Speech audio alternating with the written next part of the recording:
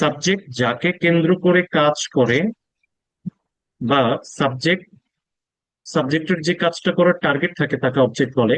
এটা হলো গতানুগতিক কথা। আমি সরাসরি চেনার সহজ উপায়টা দিয়ে দিচ্ছি। চেনার সহজ উপায় হচ্ছে ভার্বকে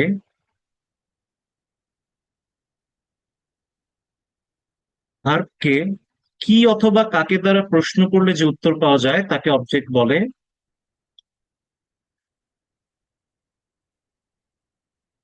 একটি বাক্যে এক বা একাধিক অবজেক্ট থাকতে পারে। একটি বাক্যে এক বা একাধিক অবজেক্ট থাকতে পারে।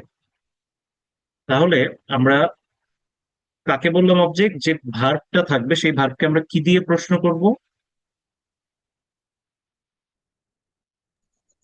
কি বা কাকে দ্বারা প্রশ্ন করলে।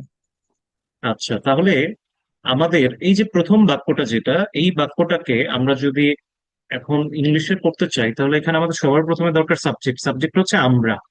ভার্বটা কি? করি। করি। এবার আপনি এইবার ভার্বটাকে প্রশ্ন করেন, কি করি বা কাকে করি? কি করি? তখন কি দেখেন তো এই বাক্যটার মধ্যে কোনো আনসার পাচ্ছেন কিনা? কি করি? ইংরেজি ক্লাস।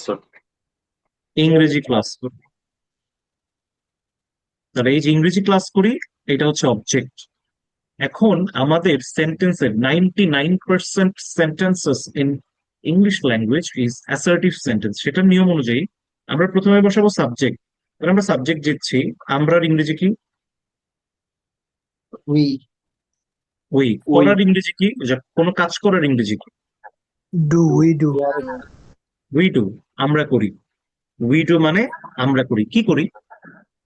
এভরিডে। এভরিডে না, ইংরেজি ক্লাস করি। হ্যাঁ, we do English class. We do English class.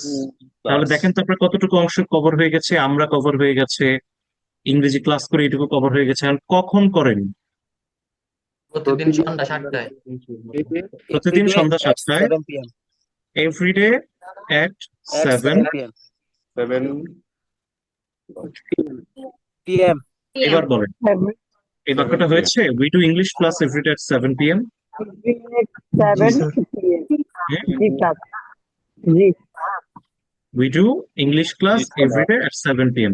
এবার আপনি যদি এই এভরিডেটা নাও দেন, এভরিডে প্রথমে নিয়ে আসো। We do English class at 7 p.m. আপনি যদি শুধু we do English class at 7 p.m., কারণ এটা present indefinite tense. Indefinite tense মানে যে কাজটা আপনার জীবনে নিয়মিত হয়।